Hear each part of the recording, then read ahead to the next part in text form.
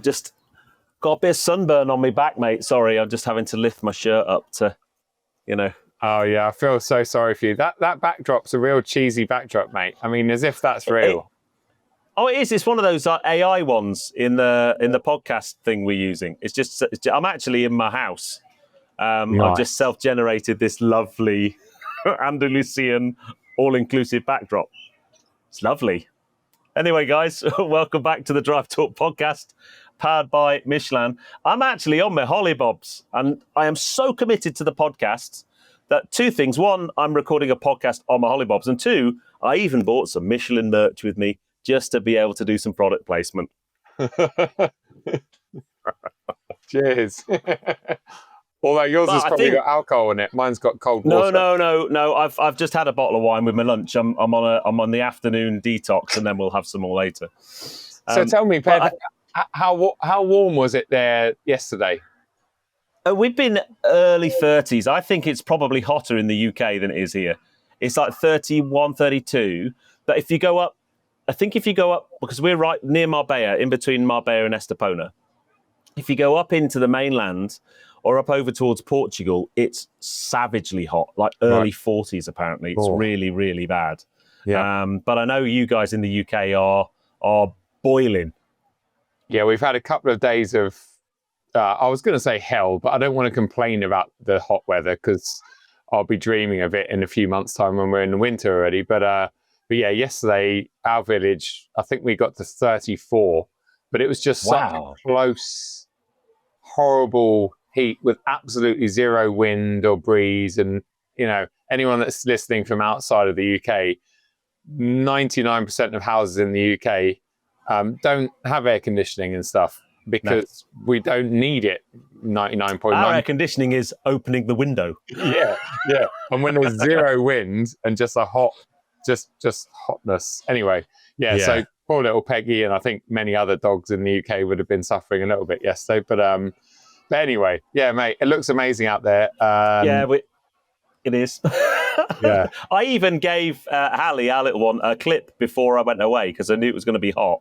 Yeah. And it was 3 weeks until she went back to the dog groomer. So I gave her a clip myself just to take the worst of her hair off because otherwise she'd have just not been impressed at all. Brilliant. But yeah, no, we're very lucky. So sadly we come home tomorrow, but it's been a much needed few days away. You know what it's like when you're away with work.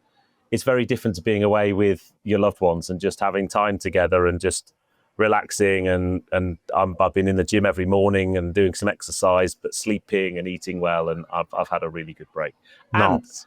And the thing I'm most proud of, apart from today, I've had my phone in the safe in the room the whole time. Not even in the evenings I had my phone with me. Yesterday afternoon, I did have to edit a video, but we'll talk about that in a little while, I think. But I have tried to do social media detox, and I'm feeling all the better for it. Good. And do you know what? The world hasn't disappeared. My subscribers haven't fled in droves. They're still there. They're still watching videos and commenting. Yeah. The first night we were here, though, you got to laugh. So my M4 CS video had gone live the day before, and we sat in the restaurant. And I see this guy on the next table, and his wife had just gone to the loo, and he's got his phone, and he's watching it, and then he just looked up and went, and held his phone up, and he's watching my M4 CS video at the table, and then suddenly realizes I sat next to him, and he was like, "Oh my god, that's weird." Wow, isn't that it's what a small world. I mean, I know. Shows, it was lovely guy, lovely couple. We had a picture together and stuff. Yeah, it was so funny, but yeah, very very weird. But, brilliant. Yeah, it's been nice to be away. But so last time we were together was at the N24, which was the best trip ever. And I know I left you early. I left you on the Sunday, and I went up to Frankfurt, and you went back to the hotel and had some beers, no doubt. But we recorded the last podcast, at the event with Charlie. But that was only like 2 or 3 hours into the race. And clearly we, on the podcast anyway, haven't had an opportunity to talk about the race. But it was a mega race, wasn't it? It was. I mean, it's like so many 24-hour races that I've watched over the years. It always tends to come down to a matter of seconds. and usually between 2 or 3 completely different manufacturers with completely different layouts of their cars, obviously different drivers, different strategies, and it's just, and it always comes down to the last sort of, the last lap or the last few minutes or whatever. And obviously, that particular race was unfortunately decided by a technicality or not a fine. What would you call it? A penalty. Penalty, yeah, and it was a fairly big one as well. It was. But we thought we should talk about that because I'm going to put my hands up and kind of say I got it wrong, because I did a thing in my midweek update video, and I basically just said that the Manthey car that was driven by Kevin Estre at the time, I guess we should probably say what happened before we go on to the penalty. Yeah. About 4 hours from the end, as you said, the first and second place cars were running.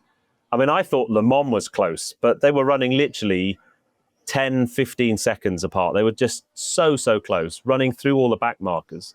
And I think we said on the pod last time, the closing speed or the speed differential between the different classes at the N24 is frightening. Really, really frightening. Yeah. And they came up behind a slower Aston Martin car from the category below. And what I saw was an Aston Martin going through some blue flags, making space, Kevin Estre going up the inside, and then the Aston closing the door. They made contact. The Aston span off, hit the Armco, and ended up on its roof. Yeah. And it ended up with the Grello Manthey car having was it 100-second penalty, I think, 90 or 100 seconds. Yes. It was a lot. Yeah. The problem I had was that took a couple of hours for them to come to that decision. So we kind of knew that they were being investigated for a long, long time. And then the Manthey team decided not to take the penalty and wait to see if they could appeal, because they didn't feel it was a fair penalty. Yeah. And they appealed, but the appeal was rejected. And we were in the Manthey hospitality, so we knew within about the last 30 minutes of the race that the penalty was coming. And there was no way that they were going to be able to pull out 90 seconds or whatever on the second place car. So although they led every lap of the race and they crossed the line in first, when they applied the penalty, they ended up in second, and the BMW won. And at the time, I thought they were robbed. It transpires, and a few people, Misha, I know, has put some stuff out. I think it was him and Jimmy Broadbent did a video. If you look at the rules, especially the overtaking rules, and apply those rules, then the penalty was fair and justified. So I guess it is what it is. It was just such a shame, I think, that it was such a close race, and it was the drama at the end was taken away because of a penalty that I think I still think it was a 50-50 racing incident and shouldn't really have had a penalty. Yeah, I would agree. I think there's a lot of confusion. As you say, there's a lot of people saying they're in Kevin's on Kevin's side, and then there's the other side. But I think at the end of the day, to me, it was a bit more of a racing incident. And when you do factor in that it's at the Nürburgring 24 hour, and you've got different classes of cars. When we saw it, okay, we're maybe swayed a little bit because we're all in the Manthey camp, so we're obviously going to be against that. But actually, and also that part of track, I didn't know which part it was, but it's what they call miss, hit, miss. So that first apex, the natural line in most cars is to miss it, and so that's kind of what we saw. And then as it came back in to hit the next second small apex is where the Manthey was. But then you could argue also that why. That card had a few blue flags.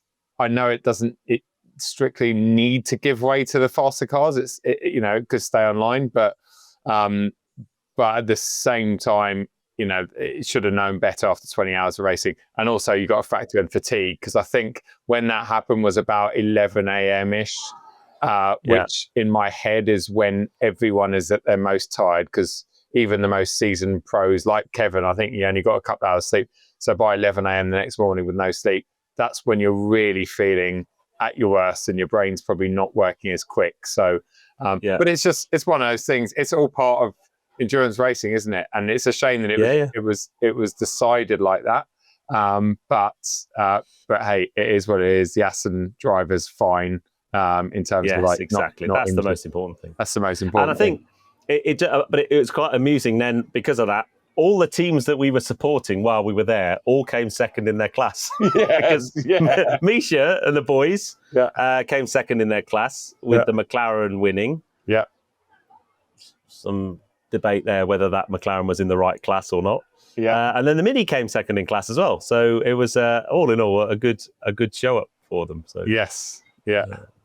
Definitely. No, so just a brilliant race, and I know we said at the time, and hopefully people have watched the podcast on YouTube because we go up from Brunchen up towards the carousel, and you get some element of what that atmosphere is like. It was a really very special weekend. Yeah, in fact, one of the reels we put on our Drive Talk podcast this week. Sorry, I'm just looking down at the phone now. It sums up that atmosphere quite well. It's had almost 20,000 views. That really, it's actually the most liked and viewed reel we've had in a long time. Is that the one with the hot tub? Yeah. Where you and I venture into the unknown. Oh, mate. Yeah, there was quite a lot of that we had to cut out. We couldn't put it in the final edit. Yeah, way too dodgy. Yeah, but no, it sums up perfectly. But yeah, no, it was great. I mean, we had the racing itself, the whole everything leading up to the racing. Obviously, us driving the cars. I know you put your M4CS video out. My GR Yaris video is going out on Saturday. And you feeling all right? Are you feeling okay, Joe? I know. Got a video out within about a week and a bit of filming it. Wow. I've got so many videos to edit, Ped, if you want to do some extra work. No, I don't need that. That's fine. Thanks, mate. And then we got our challenge video, which we need to kind of maybe coordinate when that's going out. So, so they need to go out about a similar time. I'm looking forward to showing that as well, because that's I'm looking forward to watching your side of that story. But anyway, although, I mean, there's no major spoiler alert, because one of the challenges was a VMAX challenge. Yes. And on the way back from Frankfurt on Wednesday, I had a lovely long open bit of Autobahn with no cars, and I bounced it off the limiter, that Yaris, at 149 mile an hour. Oh, that's amazing. Yeah, I know. It wasn't going to go any faster than that. It was like, no, my maximum speed's 144, and you're doing 149. I can't go any faster. So brilliant. Because I left you on the Sunday. I was proper shabby as well. I was so tired, and then drove to Frankfurt, and then Monday morning got on a plane to Italy. Yep. With Ferrari. Yes. To go and see their new car, which we can talk about now because the embargo dropped last night. Yeah. So that's okay. So I didn't know, and it was super. I literally didn't know what the car was. I didn't know whether it might be. I know they're playing with electric, and they're going to bring out an electric car at some point. So I kind of thought it might have been that. Yep. Or an updated Roma, and it turned out to be a new car called the Amalfi, which is based on the Roma, and depending on how you look at it, it's either a completely new car called the Amalfi, or it's really a Roma modificata. It's like they've just tweaked it and made it better. Front end styling's cleaned up, rear end styling's cleaned up. But the bit I wanted to talk about is it's got buttons. Yeah. Have you ever been in a press conference, right? Because this is a first for me. We were in a press conference, and I've just got a pigeon just landed on behind me. Look. Oh my God. Wait, I'm on a podcast here, mate. Do one. It's a Petrolped fan. I know, right? Go on, go. Joe. There we go. Sorry, just disrupt. Got a pigeon flying in the background. Yeah, so they announced that the start-stop button on the steering wheel was returning with Ferrari, because Ferrari had gone down the route from SF90. They had that. There was no button for start-stop. It was like a smooth thing on the steering wheel that you just put your finger on and it lit up and started the car. It didn't actually move. It was like one of these kind of haptic, smooth buttons. Yep. And it was horrible. Yeah. When they announced the button was coming back, there was an audible cheer from all the journalists in the room. Everyone just went, "Yay!" It was like, wow.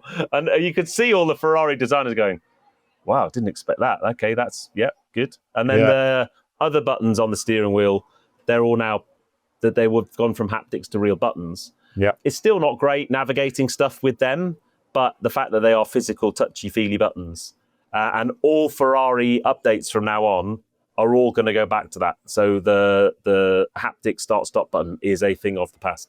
Good. And that, for me, is as a manufacturer to kind of almost put the hand up and go, do you know what? I think we went a bit too far there.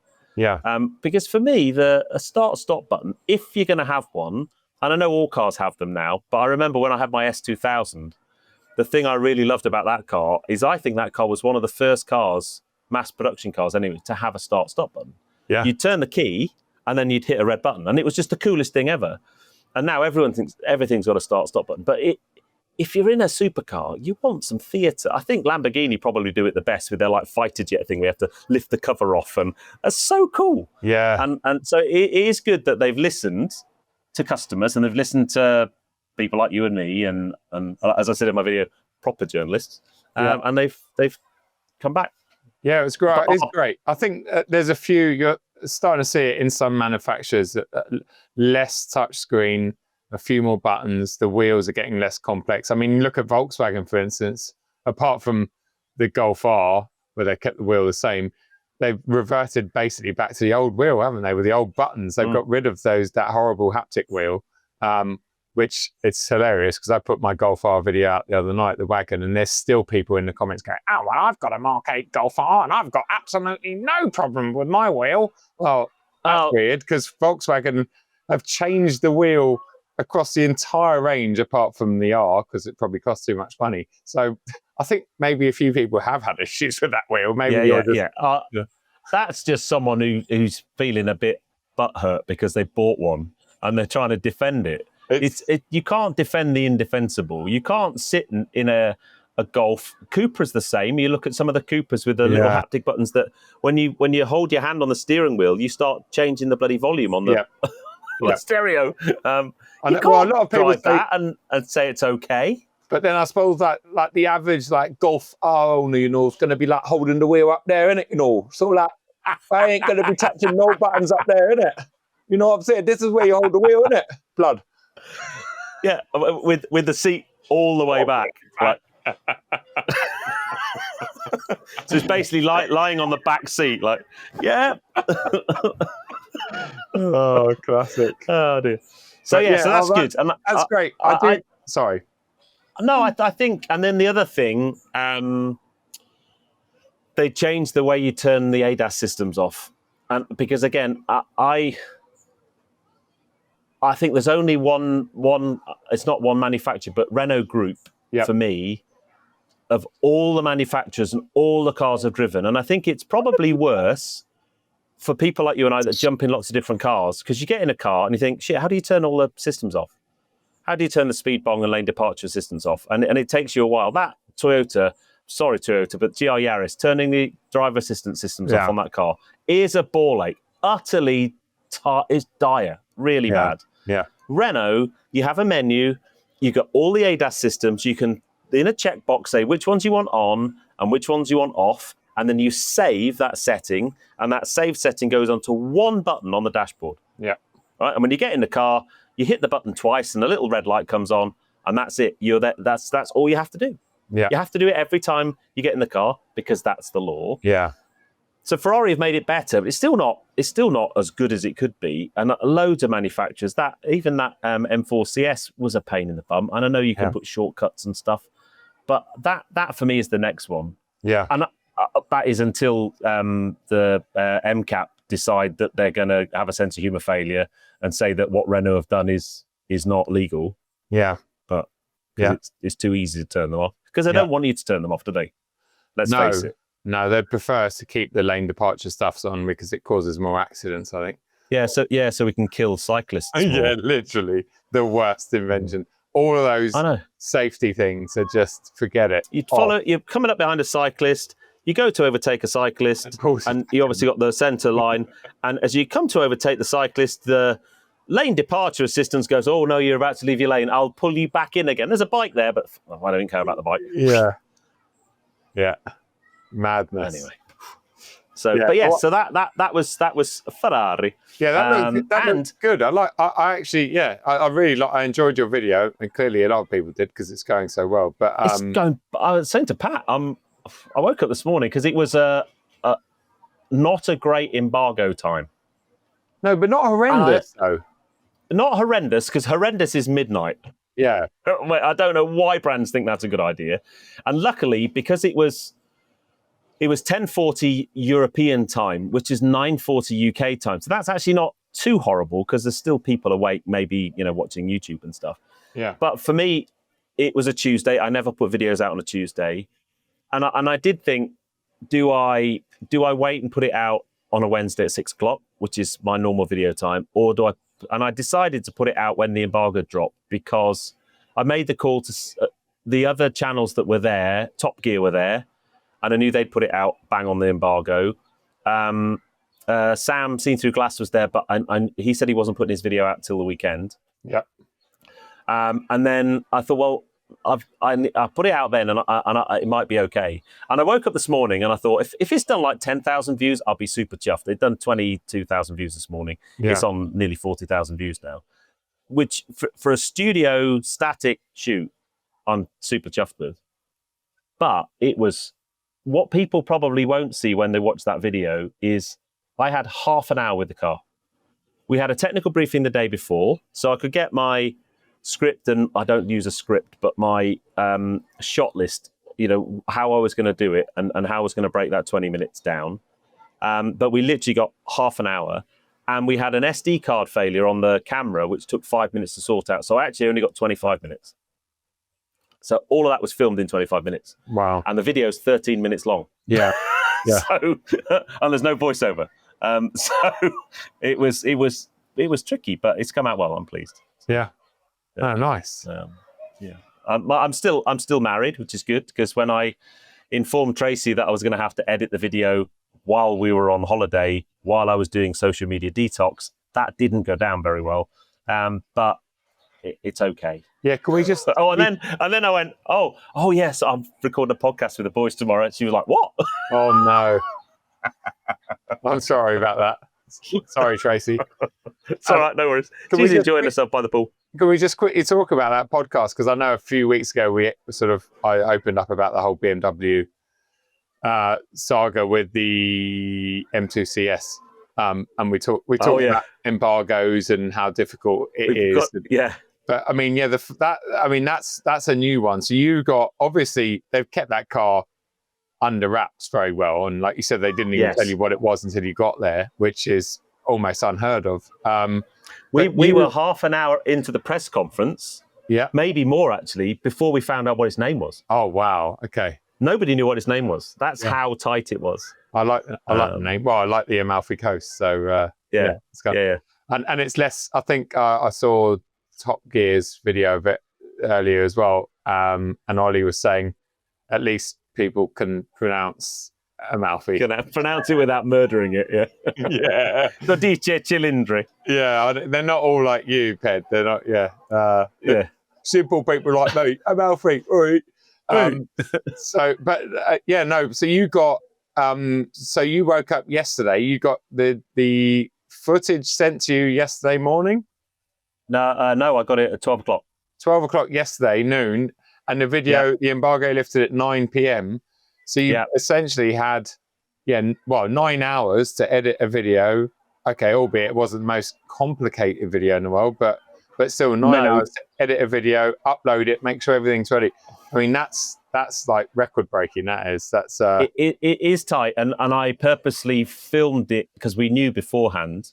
Yeah. So I filmed it in a kind of one take style. So basically 5 bits to camera, all in one take. So basically it was, and luckily I didn't mess up either. So each bit to camera was first take, one take, and I just dropped them in the timeline and then just dropped some B-roll on top of them. So it was a relatively quick edit. Yeah. The reason they'd done it, and I do kind of feel for Ferrari in a way, and I feel for these brands, but then I also don't. So they had a leak with the 296 Speciale. Yep. So somebody put some stuff out pre-embargo, an Italian outlet, and no surprise really, but Ferrari were well unhappy about it, and that's why when we were at the event, we weren't allowed the embargoes. We weren't even allowed to post. We were there. Yeah. All our phones were taken, were covered up, so we weren't allowed to take any pictures. The video was taken by a Ferrari videography team and kept. So that was the other thing is until yesterday lunchtime, I'd not seen the footage, so I didn't know if it was okay. So I didn't know if I've made any mistakes or not. Yeah, so thankfully I hadn't. And then that was sent to us, and so I do get it. However, my challenge with it is I still had to sign an NDA and an embargo form. So I'm still held by that, and there's a trust thing. But it's the same with the BMW challenge you had. Yeah. You got exactly the same problem I know with Hyundai, a trip we'll come on to talk about in a moment. I had the same problem with Nissan last year when I went to an event that was under embargo, and they wouldn't let us film, even though they'd flown us all the way to the Middle East, business class, to film. And we had to use their videographer, and I had 5 minutes of time with a videographer. And I'm like, really? And then the footage came through 3 days after the embargo dropped. Wow. So it was like flipping. Oh my goodness. So I get it. It's a control thing. But at the end of the day, if you break an embargo, I know if I break an embargo, that's certainly my relationship with that brand done. Okay. Yeah. But it's such a small world that we occupy. Yeah. It would probably also be, especially if you did it with a brand that was within a group of brands, your relationship with all of those brands would be done straight away. Yeah. So you're just not going to do it. So, because of one person, and as you said in the BMW thing, the leaks normally don't come from the journalists. I'll use that word lightly. They come from other places. So yes, it put us under a lot of pressure. But I was aware that was the case. And I'm actually, the videos turned out really, really well. I have to say massive thank you to the Ferrari film crew, because they filmed it beautifully. They did, Lighting was really nice. The B-roll pack was really, really good. So you can't ask for any more. It's just pain to kind of have to because you edit it, download it, watch it. You download it, watch it, edit it, watch it, render it, watch it, upload it, watch it, just to make sure it's uploaded properly. So it just takes time anyway. So it was a good trip. But I want to talk to you about South Korea, mate, because you went to South Korea, and I loved South Korea when I went there earlier this year. And we talked, and you said, should I go? And I went, mate, you'll love it. It's amazing. Yeah. Challenging trip. I appreciate. We'll come on to that in a moment. But what a beautiful country and amazing people, huh? Yeah, I remember when you went, was it this time last year? No, it was beginning of this year. Oh, beginning of this year, yeah, of course. Yeah. That's when my internet was letting us down, because we're trying to do the online podcast. Oh, yeah. Oh, that's right. I was trying to do one from Korea and it wouldn't work. Yeah. And so when that invite came around, and I think I was with you, or we're together with Pat. Yeah, we we're at MotoGP. MotoGP. And I was like, oh, this looks cool. And then I asked you about, because that's right. They said to me, do you want to do a cultural tour? And I thought, Ped had been there. So you're like, 100% do it. And it was great. So, went out to South Korea with Hyundai for the, can I talk about it now? Well, I don't think I can quite. So it's for... When's the embargo? I think in about a week's time, so I can't. Oh, yeah. No, it's Festival of Speed. Festival of Speed, exactly. So it's a new Ioniq N car. I'm sure everyone can guess. But so it was great. So I was excited about going out and driving that car. You flew to the other side of the world to drive an electric car. Mate, just think of the air miles. Are you okay? You feeling all right? Well, do you want to lie down? Firstly, you know how much I love the Ioniq 5N. In fact, this packed that up, because my Ioniq 5N was amazingly one of the only paid gigs I had last year for a car review. And but I not annoyingly, but I really loved the car organically. And so there was probably a little bit of element of doubt amongst people that watched it and so it was sponsored. But this time I was like, no, I'm going out to drive this car because I'm excited about it. I know it would be very similar to the 5N. And also South Korea. I love visiting new countries and eating local cuisines and Air miles. Air miles, exactly. Yeah. So all of that was really appealing, and I have to say, look, firstly, I was delighted to get the invite, and the hospitality and everything outside of the actual driving event itself was amazing. Like, it was so cool. As you know, you've been out there, you've been looked after by them. Everything was looked after to the nearest second. Like, everything was perfect. It was great. And the good thing is, well, Becky was there and Patrick was there, so I got to hang out with Pat quite a bit, and it was really nice.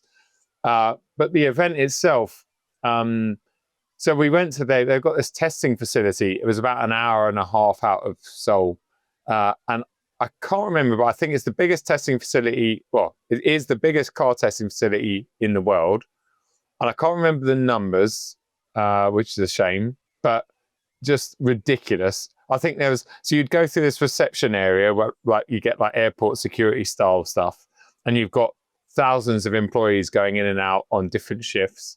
And they do everything from manufacturing cars to crash testing to developing to you name it, the design, everything is in-house. So this facility you go through, and then on the other side of this massive sort of reception or check-in area, there's like, all I can describe it as is like the bus depot at Victoria Station in London or something. There's probably like 40 or 50 coaches all lined up that were taking, tens of thousands of employees to different sectors of this massive facility, which was probably the size of London or something. I don't know. It was huge. But anyway, we got picked up and we got taken off to this beautiful hall for like a briefing. It's amazing. It was the design hall. And I mean, what a beautiful building inside and out. But inside it was just, I can't even, it was very minimalist as you'd expect because, it was there to show off the cars, but just beautiful, clean, amazing atmosphere. And then we got taken from there to the filming spot. And it was another to me, and I hate sounding like I'm complaining all the time, but it was another clear example of everything going so right. The Hyundai N spending hundreds of thousands of dollars on getting lots of journalists out there from all over the world, to then the actual bit that we're there for. And this is what all manufacturers need to understand and get in their head. It's great showing us this and whining and dining us and flying us here. That's brilliant. And it is. It's great. It's what appeals to all of us because we love these experiences. But at the end of the day, we're there to film the best, to the best of our ability, a video, whatever it is, about their latest car. And they should be making that as easy as possible and beneficial as that for us. And we, and vice versa. Because that's really what we're there for. That is the icing. That's the main reason. Yeah. And so we did all this morning briefing, and then it was lunch. We had lunch, and I'm thinking already I'd seen the schedule. I'm like, wow, that only leaves us like 4 hours, and there's lots and lots of people here. And my understanding is there's 3 prototype cars to drive, and there's probably like 30 or 40 journalists here. And we've now only got a handful of hours, and I'm in Seoul for 4 days, but somehow I've now ended up with 3 or 4 hours where I've got to do all this filming. So I'm already, I'm already panicking, going, shit, like, how's this all going to work? And we got taken away in this coach a good 20 minutes. And this is, again, inside their we're going down like almost like mini dual carriageways and stuff, but all within this Hyundai world, and so it's like there's prototypes everywhere. We've had our cameras covered and taken off us and all the rest of it. And we got to this area that had like 3 testing facility tracks, which in isolation was really cool. And we got there and we're like, oh, this is cool. And there was like one small, and when I say small, it was smaller than your garage, but bigger than my garage, right? So it's it was like a sort of double container size building. So probably the smallest, me and Pat were joking, and we both said, this is probably the smallest building on their entire compound, right? Yeah. And so it's a tiny building. We're like, oh, what's that? So we get off the coach, they open the door, and there's a finished car in there for us to film. But also in this really small building is where the press conference thing was, or where our second press and safety briefing was, and where the snacks and lunch was. So there was literally a car that you couldn't move because there was seats, and like literally it was like trying to put a car in my office. Like you're just like, what like why is that, what is going on here? Why is it in the smallest? So straight away it was complicated. It was 35 degrees outside, and there was no shade anywhere. So people were inside this cube because it was air conditioned, but then Becky was up first, and Becky and Pat, and it was like, right, so we want to start filming, but there's 40 people in here and there's no room to do anything. Like it was like you see those car shows from years ago, especially ones out in Asia, where there's like people climbing over cars to get like footage, and there's like, oh, have you cut out? No. Oh. Someone's just come in to service the room. Oh, no worries. But yeah, it was a bit like what I'd seen, like an Asian car show, like out in China or something. And there's like 50 people trying to make a video on a car that's just been launched. And there's people climbing out the sunroof. And it was like that. And so I'm just looking at Becky and Patrick thinking, oh my God, I'm next. I can't deal with this. So then we managed to get the people out, but then everyone almost got sunstroke from being outside and were dying to come. Anyway, so that was the first complication. But it was to give you an idea of how small it was so small that my SLR, which has got a really wide angle lens, about 24mm, in the corner of the room without a Patrick behind it because he couldn't fit, it just managed to crop the car in. so the space in there was just, and then it just, and then it kind of, got a little bit worse from there, because outside area where we did the driving shots and where they had some really cool old, or let's say iconic Ioniq models from over the years. Very good. Yeah. Can you say that again? No. They had them all splayed out and stuff for like extra filming, but behind these awesome models was another test track that we weren't using that was very congested with cars in camo. And we were told right at the end of the day, after we'd done all our filming, that, oh, if you captured any cars in the background, you need to blur out your footage. And basically every single clip had those cars moving around the background because that's what the background was. And then we were told that the buildings in the background, they wanted blowing out, and the signs in the background, they wanted all these things, but afterwards at the end of the day. So I think, again, they just hadn't thought any of this through. And it just... I think there's a business opportunity for us here, right? I think we go into some consulting with brands. Yep. When they're running a press event, right? We can go in and say, right, it's dead easy. Because it is dead easy. Yeah. If you're doing a car launch, firstly, don't invite too many people, because that instantly, you need time. We need some space for static shooting. So ideally, 3 or 4 cars, each one with a nice backdrop. Yep. Okay, that's in a quiet part of a hotel grounds or a car park or whatever, and give us 2 hours each with that. Yeah. And then all we need is a bit of road that's like that road we used in Germany for the M4CS and the Yaris videos. It was you could drive it in 5 minutes, 10 minutes. Yeah. But it had loads of cool corners. It had loads of places we could turn around. It was maybe 5 kilometers long. Yeah. Bit of road like that. Give us that for a couple of hours. Really good B-roll pack. That's all we need. Yeah. Yeah. That's it. And you're I don't right. need a 5-hour long press route.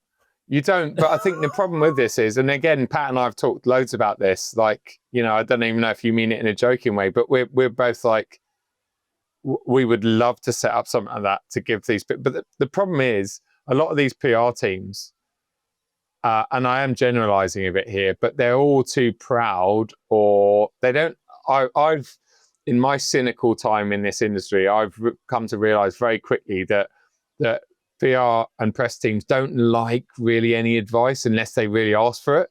Because if they ask for advice, if we're giving advice about something, then they feel like they're not doing their job properly. And why do none of the UK, like, okay, you might be on a launch and they might go, oh, Ped, what do you think about this? Or Joe, what? But why do they not proactively reach out and go, hey, like, let's just try this. Joe, can we book you for half a day or a day to come in and talk about this launch? Why don't they proactively think about doing that? Yeah. But they don't because they are too interested in their events. I mean, I'll give them their due. So I've been on a Kia launch this year. Kia were brilliant. They took us to some great roads. They knew exactly what we wanted. Yeah, we had loads of time with the cars. They hadn't shot the B-roll pack when we were there, but asked us what kind of things we'd want. Yep. And I said, I really want some drive-bys with audio. They went, what do you mean? I said, well, whenever you get a B-roll pack and there's drive-bys, there's no audio on it. Yeah. So I want the audio. So that'd be good. And then fair dues to Hyundai UK. Yeah. I was on the Insta launch and I had a really long chat with them about what we need as video creators from a launch. Yeah. So they kind of were open to that. Yeah. But you're right. I think, but it's not the thing that bemuses me. It's bad enough in the UK, and in the UK I get annoyed because it's normally just a day of time that you've lost that you're not going to get back. But when you get flown somewhere, well, let's even put the environmental impact of that to one side, and carbon emissions and all that kind of stuff, which for some journalists and some magazines is a really important thing because they have a limited number of flight miles that they can use every year because of their carbon neutral stuff. Yeah, but it's the cost of it. So if I get flown somewhere, I'm instantly a bit on the back foot because I want to justify my place on the plane, the cost of the trip. I want to make content that will show not only me in my best light in terms of being,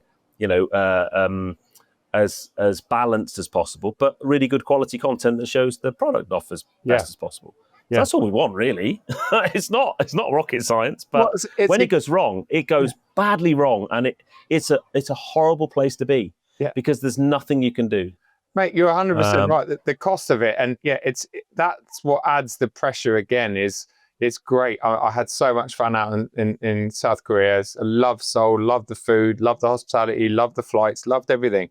But constantly I'm there going, right, this afternoon is why I am here. This is why they've spent 25 grand getting me out here for these 3 hours. So then suddenly, when that 3 hours starts to go wrong and you start to think, this is not even going to be close to my own standards, filming a video down the end of my road, then you start panicking because you're like, and also at the end of the day as well, and it does go both ways for all of us, is we need the video to work for us and our audience, because otherwise, I mean, ad revenue for at the moment is horrendous on YouTube. Like, I know. If you think it's bad on Facebook, what's happened to Facebook?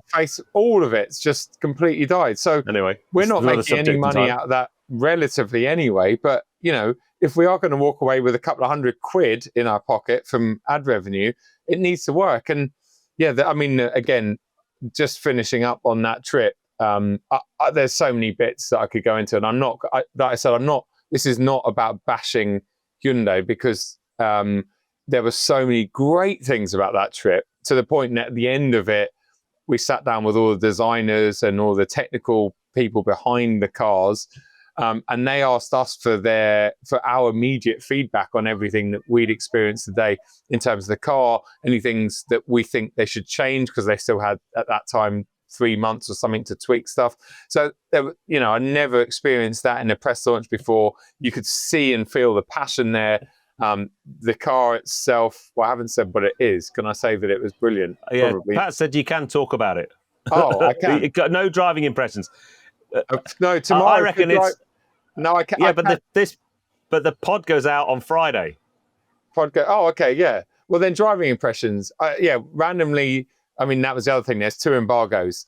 The first just say what the car is and not what the driving impressions are. No, I'm allowed. No, the embargo is the wrong way around, Ped. You can't. The driving impressions at Lift tomorrow and then the finished looking car lifts in a week's time at Goodwood. It's just mad. Like, why have 2 embargoes? That was the other confusing thing.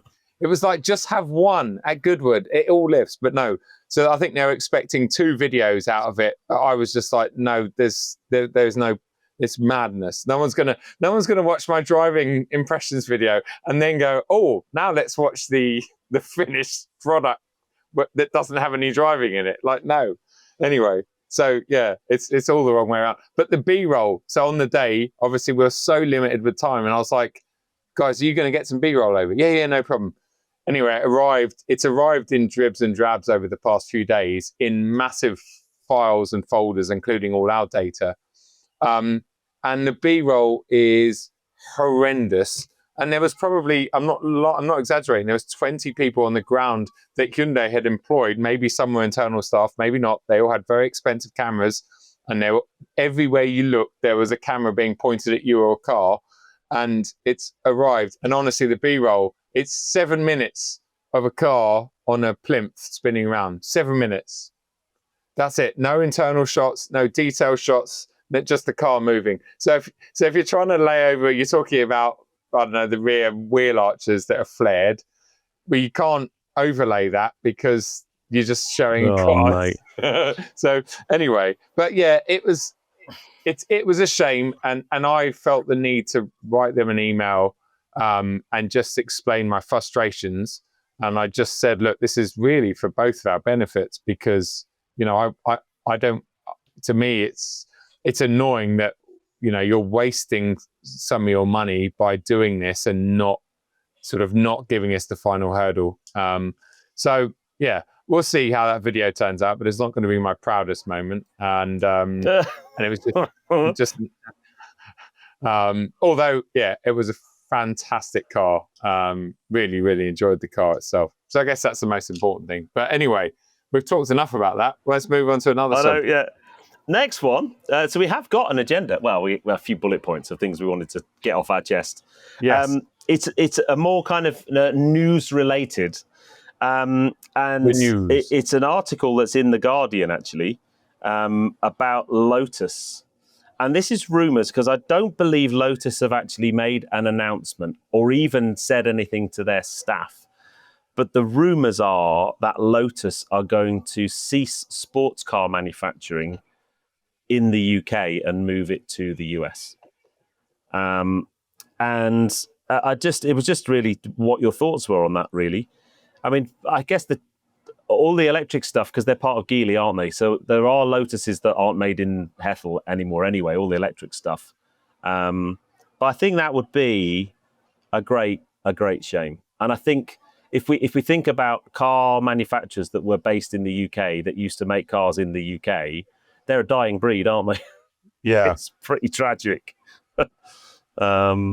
Yeah, well, I know we did a pod a few months ago, didn't we? Talking about, or maybe it was 6 months ago now, talking about the state of the UK car industry in general. And I think Lotus, it is sad. And again, we did talk about them in that pod. I think it is sad because we saw that massive resurgence or, rebrand from them during Goodwood in 2022, I want to say, or one. Yeah, maybe? when the Emira was launched and just Emira went gangbusters. Such an amazing, buzz.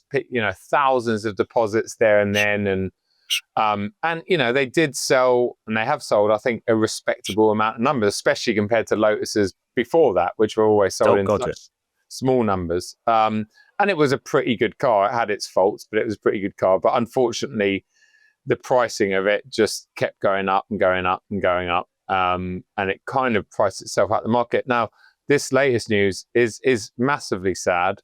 I wouldn't say it's surprising if it's true, because it just seems to be the way of any industry in this country. But also, are they selling? I mean, they say sports cars, but are they selling many? Like, do people still buy Emiras these days? Like, I should have had a look at what the sales figures were. I mean, I think they shot themselves in the foot a little bit, because I've driven both the V6 and the 2-litre Emira, and I think you have as well. You've driven. I've driven when you the were in V6. Australia, didn't? Yeah. It's a brilliant car. The V6 manual V6 Emira.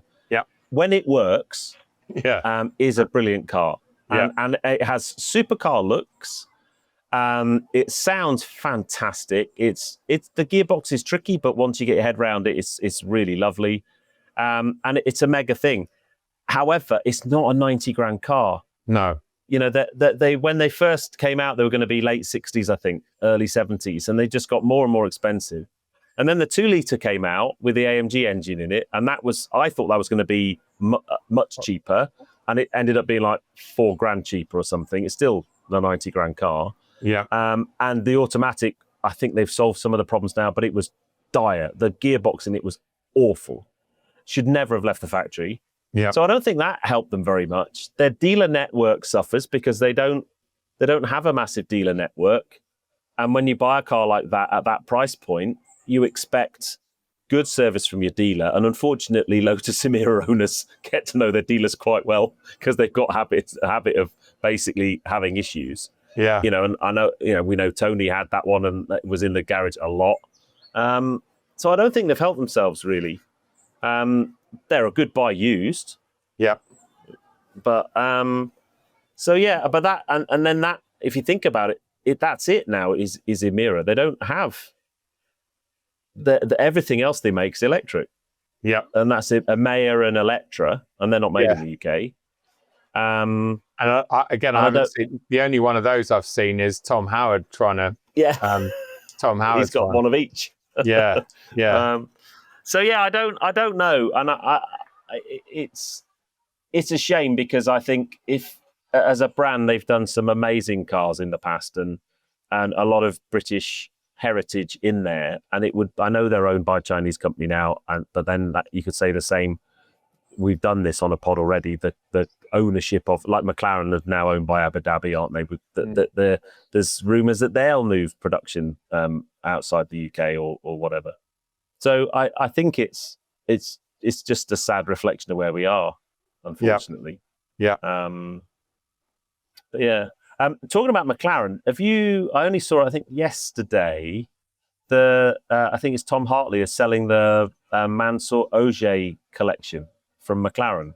Okay. So you know old Mansour Ogier, who was like the top guy, you know, the owner. Yeah. He had pretty much one of everything McLaren Automotive have ever made, all in the same spec, in that beautiful burnt orange McLaren colour. The one that Mark McCann took and then wrapped black and put crap wheels on. You know, that one. Yeah. How to ruin a very expensive car. Give it to Mark McCann. But yeah, so they're selling the collection. And there's everything in there. There's only a sneak peek. I literally saw a 2-minute sneak peek. They had them all parked up. It looked like at the Abu Dhabi racetrack, the Formula One circuit. Yeah, them all parked up. And you just look at them, there's like an F1, there's Senna GTR, Speedtail. There's everything. There's one of it, like every McLaren car, there's one in there. And it's the best spec. And you think, I wonder what that's worth. Yeah. Can you imagine? Pat's just said in the chat, it's a custom colour named after him. No one else is allowed to order it. Okay. So it's not because that orange is it's very similar to the famous orange. Sure. And I can't remember what it's called. Volcano. Yes. Volcano orange?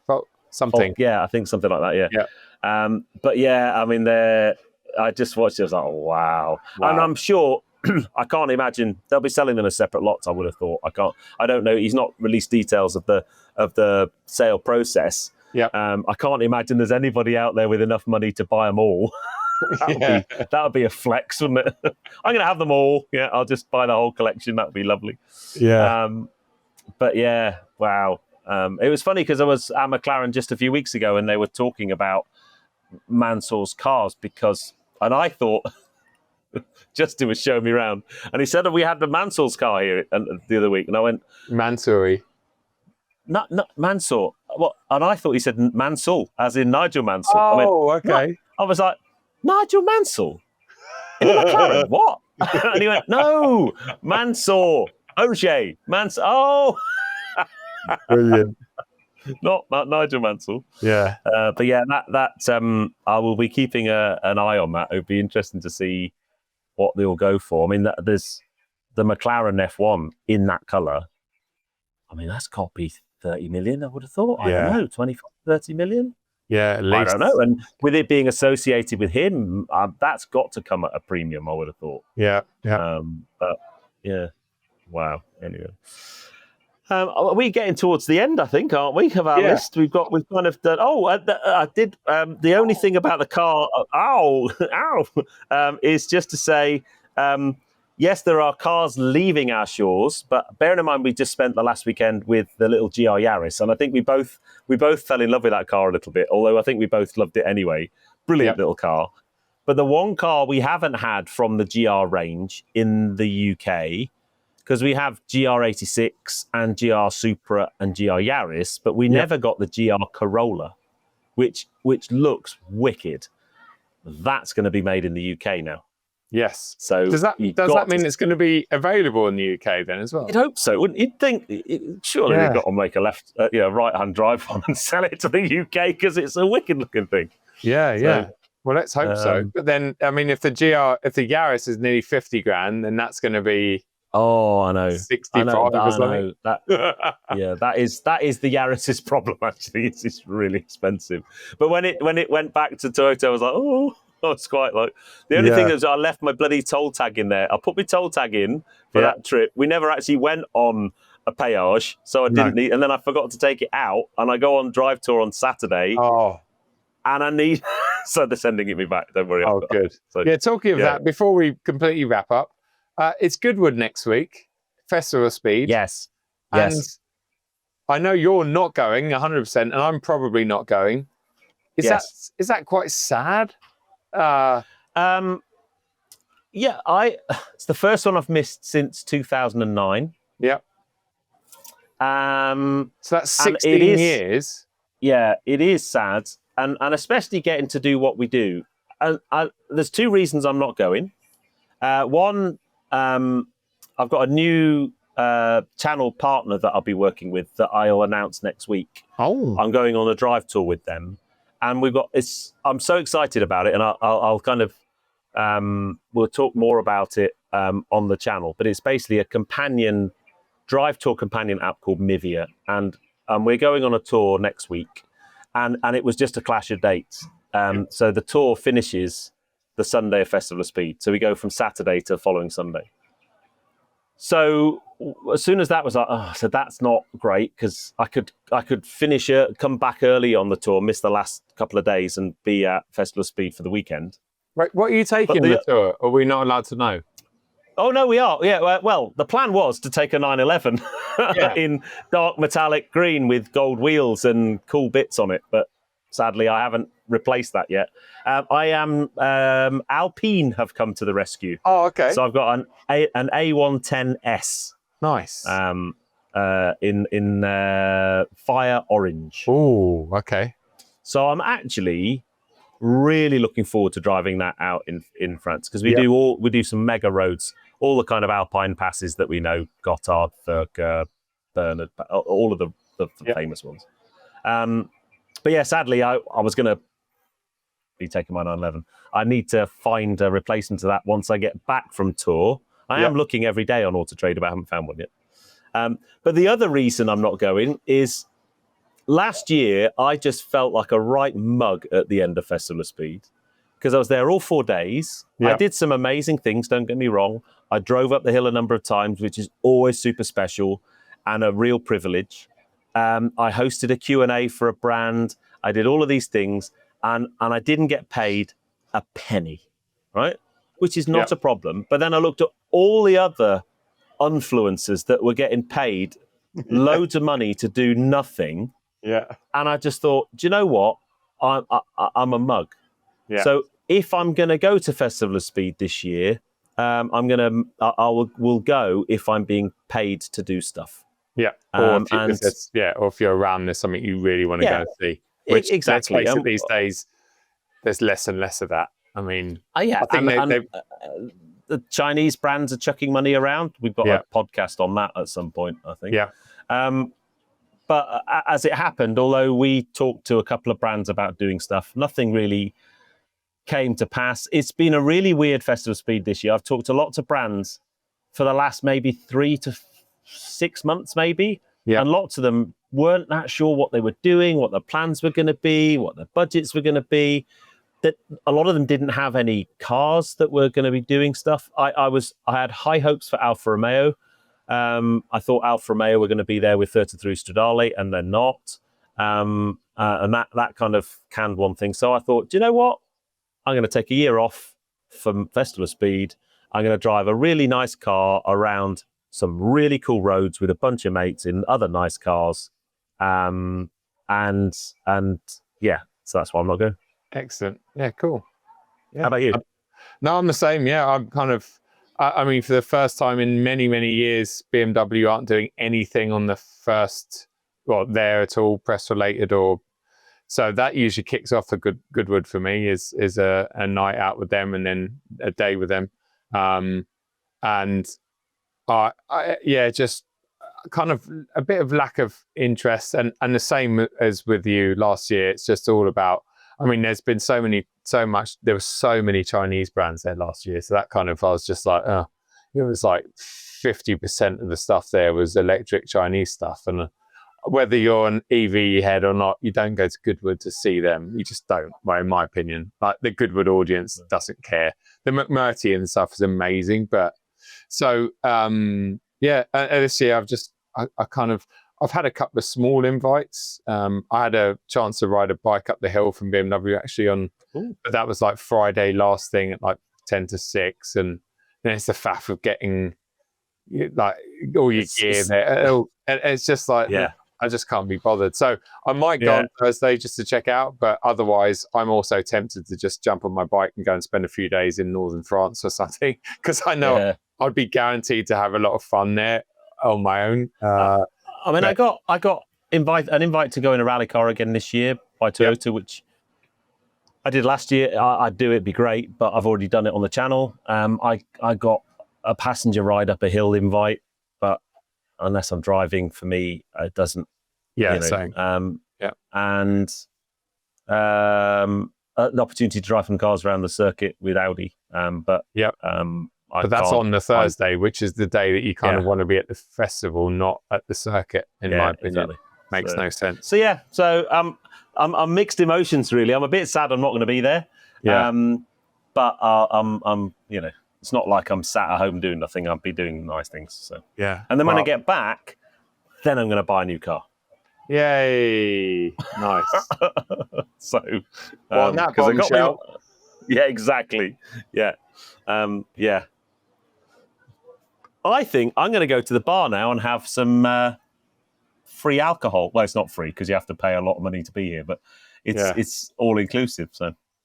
Well, enjoy your last evening in that. You need wonderful... to be you and Lou. You'd love it. You love it, Cos. It's the best hotel ever. I know. We've not been to this one before, so this is the Andalusia one near Marbella.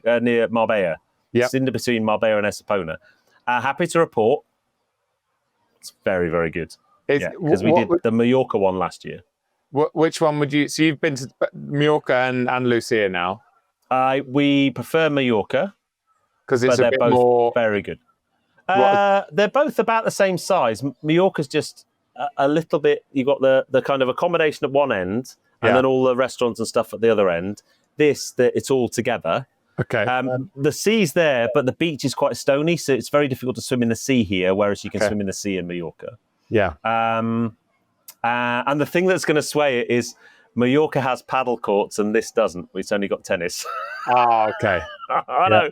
I was like, when we got there, I was like, well, what do you mean we can't play paddle? We'd already booked it. Right? They've got no paddle courts. What? It's outrageous.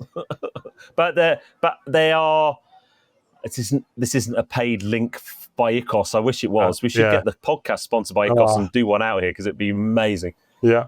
They are not. It's not cheap to come here. I know I'm very privileged to be able to come here. However, the staff are unbelievable. They are so good, so attentive, so well trained. The food is incredible. All the wines and spirits are all top names and things. You ask for a glass of champagne, it's Tattanger. It's beautiful, beautiful. And you just relax. And when you're married to someone who's been in hospitality for like over 35 years, and she can sit in a hotel and instantly tell you that they've not got enough staff on or where the problems are. She's got like this this radar, Yeah. and she can get stressed very quickly if this. Come here and super relaxed because everything's just perfect. Yeah. And that's why we come here. Nice. So yeah. Right. So I'm going to go and enjoy a bit of that. Enjoy. Yeah. I know, because otherwise I'm half an hour over. She'll be like, I was late coming back from the gym today and I got a text saying, have I still got a husband? I'm like, I've been in the gym getting my guns sorted. Yeah. Still lots of sorting to do with them. Anyway. Oi. Anyway, easy now. Easy now. Cheers, buddy. Next week, we're going to try and do a recording when I'm away on tour in Spain. Oh, yes. Yeah, that'd Maybe. be... We'll see. That'd be interesting. Yeah. Nice. Right, Cool. lots of love, Catch mate. you later, people. Take care. Hey, buddy. Bye-bye. Easy now.